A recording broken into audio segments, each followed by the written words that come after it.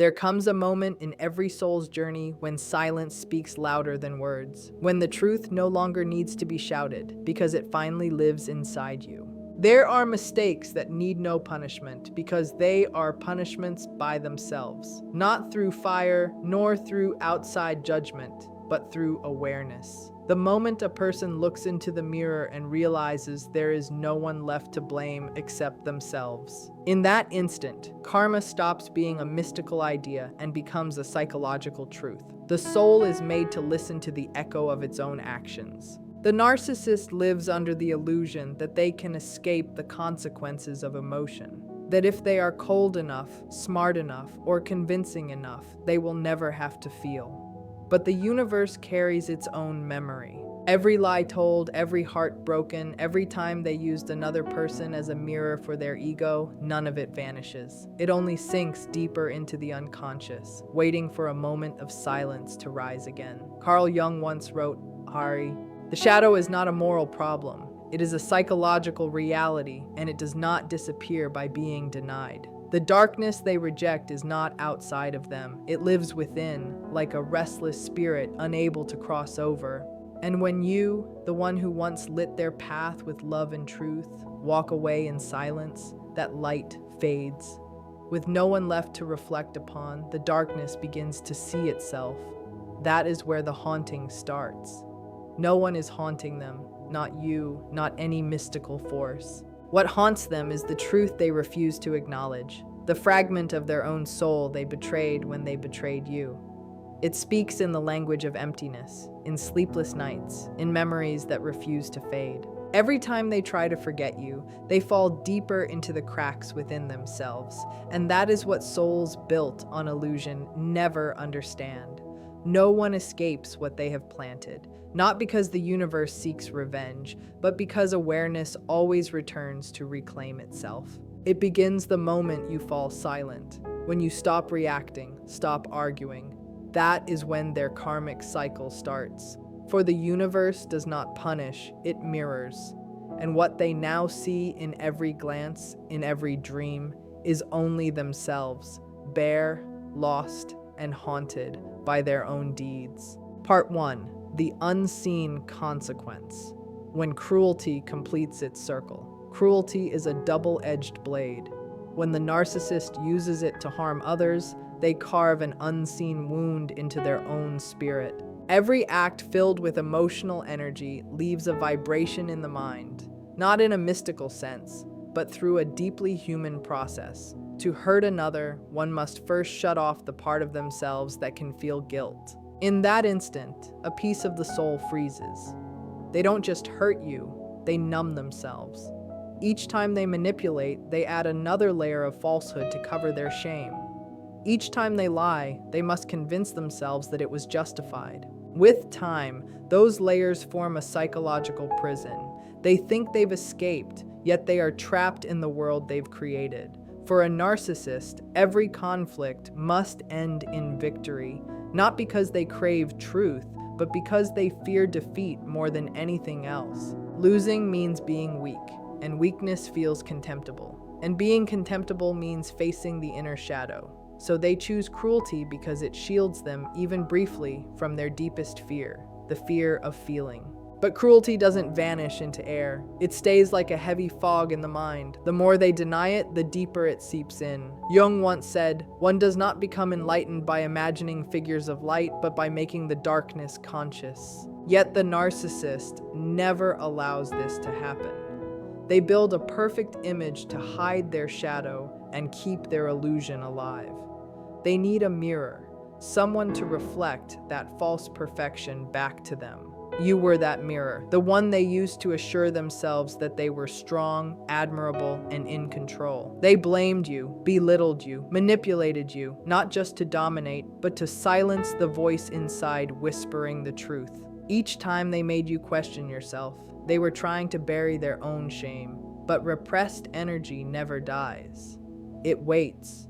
And when you leave, when your silence falls like the curtain at the end of a performance, those buried voices begin to echo. With no one left to blame, no one left to absorb their chaos, they are left alone with what they created. That is what people call karma, not divine punishment, but the mind's feedback loop where darkness returns to be seen. Picture it as a chemical reaction within the soul. The more they compress that energy, the greater the internal pressure until, without an outlet, it bursts from within. They begin to feel what they once made you feel: emptiness, anxiety, abandonment, invisibility.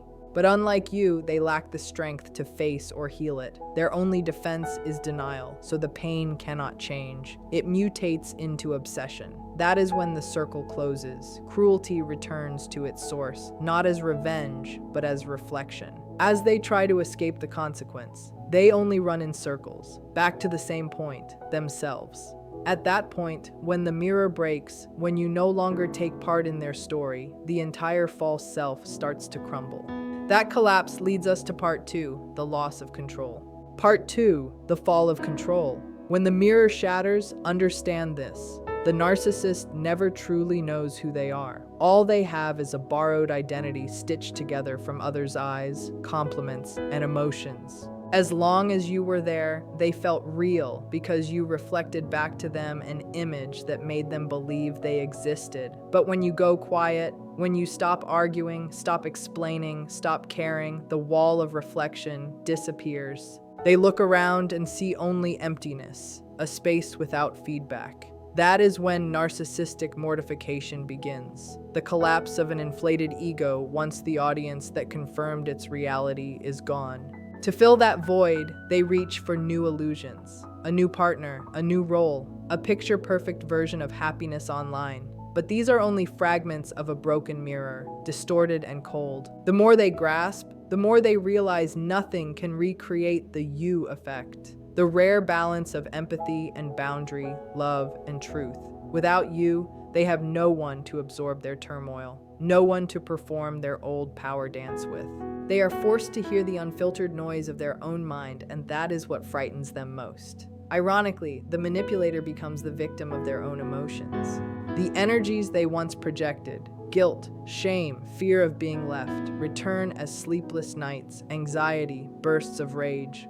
With no one left to blame, they spiral, searching for a new mirror to rebuild the illusion. But every mirror cracks, because the flaw isn't outside, it's within. The narcissistic ego is hollow, sustained only by attention. From a Jungian view, this is when the persona dissolves, the mask used to hide the shadow. When no one believes the act anymore, they can't believe it either. And when the mask falls, what they see isn't a face, it's a void that was never formed. That emptiness is the pain they once made others hold.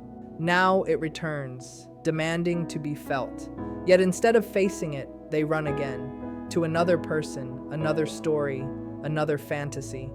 The cycle begins again, only faster, harsher, more desperate. Each round weakens them because the energy fueling the mask fades. Meanwhile, the image of you, the one who once showed them a glimpse of real self, remains. It lingers like a ghost of truth they can't erase. And that is the real haunting, not of love, but of lost control. You have become the one thing they cannot manipulate, define, or forget. You exist as living proof of their limits.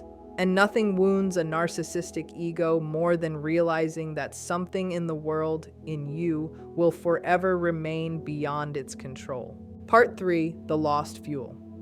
Why they miss the feeling, not you. When the mirror lies broken and your silence expands like calm after a storm, a strange awareness begins inside the narcissist's mind. They don't truly miss you. They miss the feeling you brought, the brief relief from their inner emptiness. To them, you were never just a person, but an emotional power source, a current that kept their false self alive. At first, they believe they can replace you. A new face, a new admirer, a new believer in their story. They call it love, but it's only fuel replacement, a temporary fix for a starving spirit. Yet as time passes, they sense something missing. The new attention feels shallow, repetitive, predictable. There's no depth, no genuine reflection. And then comes the painful realization. You were a different kind of supply. You didn't just give them attention, you gave them humanity. When you listened, forgave, and spoke from your heart, you didn't mirror the image they wanted to see. You mirrored the part they refused to face. The fragile, lonely, love-starved self behind the mask. That's what made you addictive.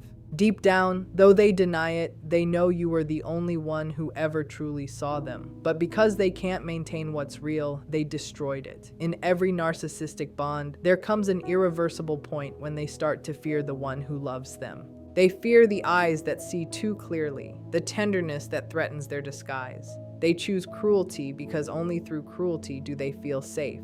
Yet in doing so, they betray the one person who saw their soul, leaving a wound that will never close. Now they don't remember your face or your words. They remember the feeling of being seen in your light, a brief sense of wholeness they could never create alone. When that light fades, they think they're free, but in truth, they are left in darkness, haunted by the echo of what they can't touch anymore. Psychologically, this is cognitive dissonance at its most painful. Their mind divides in two. One voice insists, "That person was weak. I was right to leave."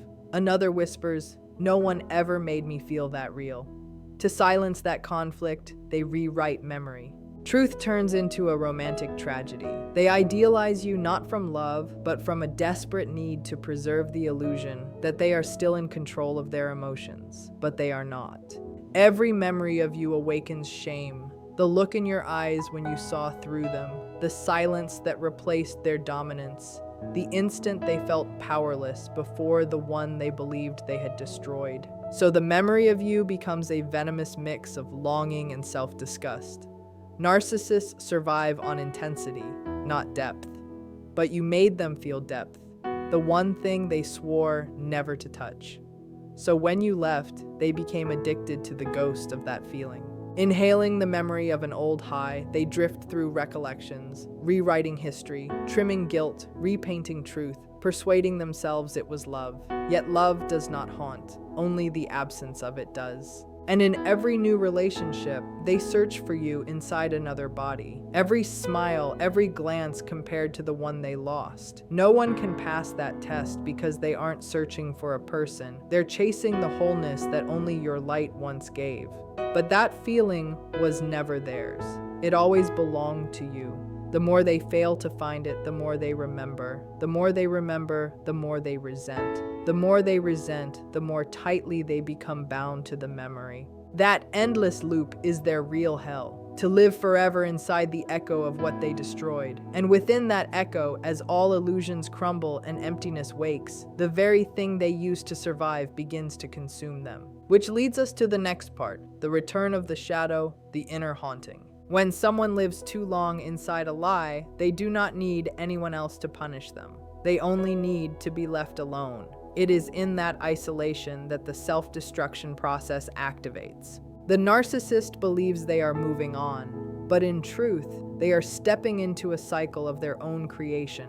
Deep within the psyche, everything they once pushed away, guilt, shame, fear of abandonment, remains untouched in the unconscious. And now it begins to rise again. When you leave, their emotional circuit loses its main conduit. A mind that once lit up through power and emotional chaos drops into chronic understimulation. Dopamine lowers, adrenaline stays high, cortisol spikes. The body enters a state of quiet panic.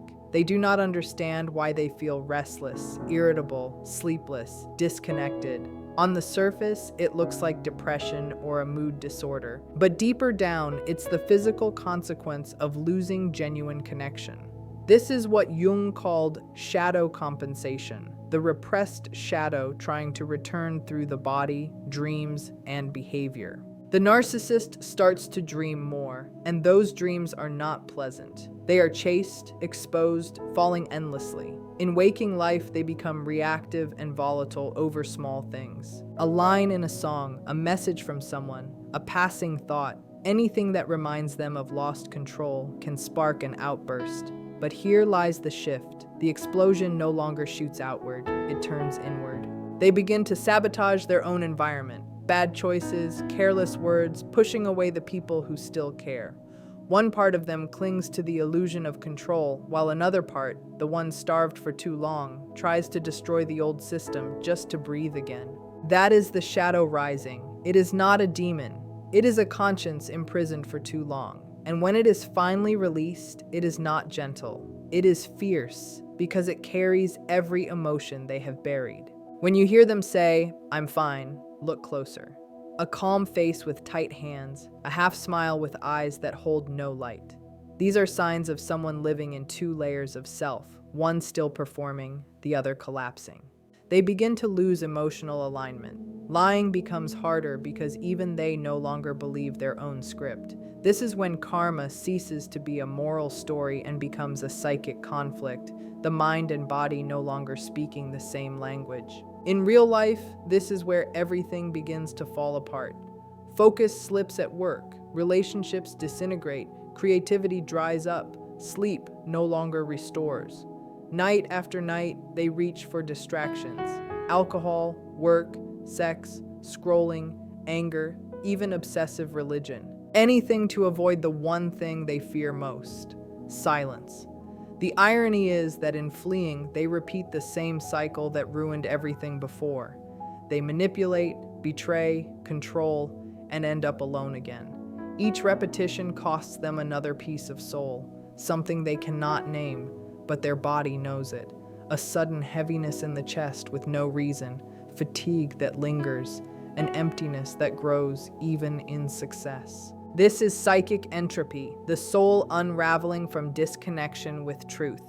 None of this is the universe collecting a debt. It is simply the natural law of the mind. When someone lives against their nature, the nervous system itself becomes the judge. And here lies the truth they cannot escape. They are not haunted by you. They are haunted by the part of themselves they never lived honestly. The price of living without a soul is not punishment. It is to continue living without ever feeling alive. That is the quietest sentence in the universe, carried out in silence, unseen by others but known deeply by them. Now comes the liberation, the moment when the empath becomes untouchable. When darkness returns to its rightful owner, light is released. What the narcissist calls loss, silence, distance, forgetting, is the doorway to your freedom. While they remain trapped in the loop of control and denial, you move through a different process, rebirth through awareness. You are no longer pulled into their emotional play. You become the witness, calm, clear, and beyond manipulation. Freedom doesn't arrive when they vanish. It comes when you realize they never truly had power. They were only strong while you believed you had to respond. When you stop, not out of exhaustion, but out of understanding, the game ends. In that moment, the energy they once drained returns to its rightful flow. You don't need to send anything back. The universe already balances itself. What they lost was you. What you reclaimed was yourself. Healing isn't an explosion, but a quiet process, like morning light after a long night. At first, you still feel the ache. You still remember. You still feel pulled by memory. Then slowly, layer by layer, it fades. Fear, emotional dependence, the need to be right, the longing to be seen. You do small things. Care for your body, read a page, sit 5 minutes without sadness. These simple acts are proof of rebirth. Only a soul once broken can truly understand the worth of peace. From a Jungian view, this is individuation, the joining of shadow and light, conscious and unconscious. When you stop trying to exile the dark and start listening to it, it no longer rules you. You notice anger, but don't act from it. You feel pain, but don't become it. You can see the one who harmed you and feel no need for their punishment. In that instant, you are not just free, you are untouchable. An empath who has walked through their own fire and returned is never the same. They no longer seek approval from others. They no longer need to be chosen or understood. They see that every true connection starts within. They love not to be whole, but because they already are. Their love is no longer a rope, it is a light. Those able to receive it will be brightened. Those who cannot will quietly move away. The paradox is that once you stop proving yourself, the world begins to see you clearly. No longer weak, no longer the broken one. You become living proof of a truth Jung once wrote. I am not what happened to me, I am what I choose to become. While the narcissist stays trapped in repetition, living in memory, denial, and fear, you move in the opposite direction, towards stillness, self-authority, and creation. You no longer react, you initiate. You no longer prove, you express. You no longer fear the dark, you walk with it like an old friend.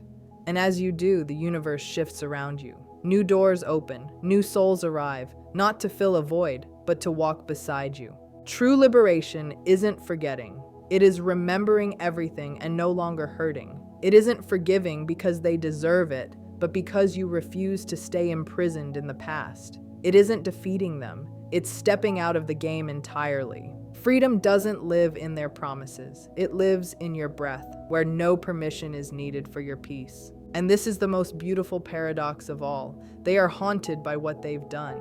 You are guided by what you've learned. They live trapped in memory. You live in awareness. They are bound in shadow. You move through it carrying light. Not everyone reaches this place. But if you are reading this, you have crossed through the land where love was twisted and still chose to remain kind. That does not make you weak. It makes you rare.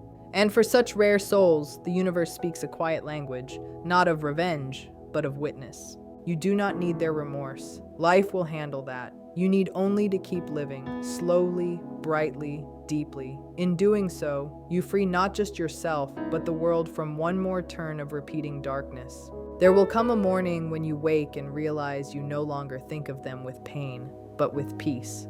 No more questions, no more need to be understood, because now you understand. Some endings do not ask for apologies, only growth. Some stories do not close with regret, but with the knowing that you have outgrown them. The narcissist will keep spinning inside their illusions. They may laugh, love, and build a world that looks perfect. But behind that curtain, they know what they lost will never return. Not you, but the capacity to love in truth. They are haunted not by your image, but by the emptiness of their own soul. That is karma, not punishment, but reflection. As for you, you don't need to look back for proof that they've paid. Your calm indifference is proof enough. All the energy you once lost has returned, clean, clear, stronger than ever. You no longer look for justice in someone else's pain, but in your own peace. And that is the only victory that matters. Jung said, "The privilege of a lifetime is to become who you truly are." You have walked through fire, through disguise, through another's darkness, only to find that none of it was meant to destroy you. It was meant to lead you home. You have not just left a narcissist, you have left behind an older version of yourself. The one who confused compassion with obligation, who believed love had to be proven by suffering. Now you know love requires no drama to be deep, it only needs honesty. Peace is not a reward, it is the natural state of a soul that no longer plays in power games. And when you arrive in that peace, the universe opens a new door, not for revenge, but for rebirth. So carry no resentment. Carry awareness. Do not try to make them see, just remember. Remember that you survived, that you awakened, and that you turned the story that once broke you into a light for others. The narcissist may still be haunted by what they did, but you have learned to live beyond what they made you feel. That is the difference between the one swallowed by darkness and the one who transforms darkness into light. Thank you for walking this road with me. If what you read here touched the deepest part of you, keep it not as advice, but as a reminder. You need no one to prove your worth. You need only yourself, awake and free. Keep walking in the light of truth. In the end, the story is not about pain, but about awakening. It is the journey of losing illusion to find truth. What was once confusion becomes clarity. What was once sorrow becomes wisdom. The darkness that tried to break you has become the reason you now stand in your own light. You have learned that peace is not something another person can give or take away. It is something that rises from within when you stop chasing validation and start trusting yourself. The past no longer defines you, it teaches you. The ones who once hurt you remain caught in their own shadows, but you are no longer part of that circle. You walk forward not with revenge, but with understanding. You are free, not because they changed, but because you did. And that freedom, that quiet strength, is the truest form of victory.